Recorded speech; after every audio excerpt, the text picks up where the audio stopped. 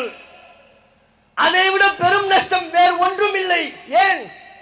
அவ்வளவு நோன்பை அல்லாஹ் ஊதி தள்ளிவிட்டான் என்றால், அவ்வளவு தொழுகைகளை அல்லாஹ் ஏற்றுக்கொள்ளாமல் புழுதியாக பறக்க செய்து விட்டான் என்றால் அது நஷ்டம் இல்லையா?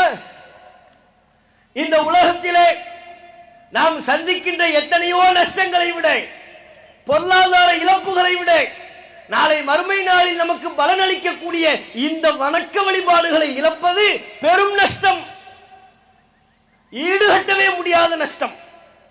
அதை நபித்தோழர்கள் நன்கு உணர்ந்திருந்தார்கள். ஆகவேதான் சொன்னார்கள், அப்படி என்றால் அவர்கள் நஷ்டவாளிகள். சிஃப்ஹும் லனா யா ரசூலல்லாஹ், அல்லாஹ்வின் தூதரே அவர்கள் யார், அந்த நஷ்டவாளிகள் யார் என்பதை எங்களுக்கு சொல்லுங்கள். ஏன்? அல்லா நகூன மின்ஹும், அந்த நஷ்டவாளிகளாக நாங்கள் ஆகிவிடக் கூடாது, அந்த பட்டியலில் எங்கள் பெயர் இடம்பெற்று விடக்கூடாது, அந்த வரிசையில் நாங்கள் சேர்ந்து விடக்கூடாது. அவர்கள் யார் அல்லாஹ்வின் தூதரே?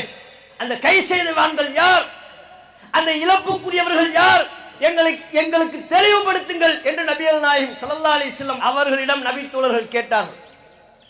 நபித்தோழர்கள் சொன்னார்கள், அவர்கள் வேறு யாரும் அல்ல, உங்கள் தோழர்கள், உங்களில் இருந்தே வருபவர்கள். நபிகள் நாயகம் மீண்டும் தன்னுடைய உம்மத்து தான் என்பதை நிலைநாட்டுகிறார்கள். வேறு சமூகத்தை சார்ந்தவர்கள் அல்ல, உங்கள் சமூகத்தை, என்னது உம்மத்தை சார்ந்தவர்கள், உங்கள் சகோதரர்கள்.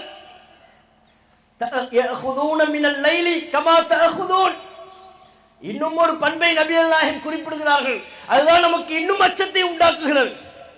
நீங்கள் எப்படி இரவு நேரங்களில் வழிபாடு செய்தீர்களோ அதுபோல் அவர்களும் இரவு நேரங்களில் வழிபாடு செய்திருப்பார்கள்.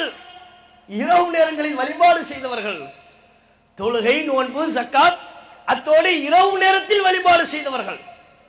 நாம் எல்லாம் ரமலானிலே இரவு நேரத்தில் தானே வழிபாடு செய்தோம். அதனை அப்படியே சுட்டி காட்டுவதை போல் இருக்கிறது. நபிகள் நாயகம் காரணத்தை சொன்னார்கள். எல்லாமும் அவர்களிடம் இருந்தது, தொழுகை இருந்தது, நோன்பு இருந்தது, இரவு நேரத்தில் நின்று வணங்கினார்கள்.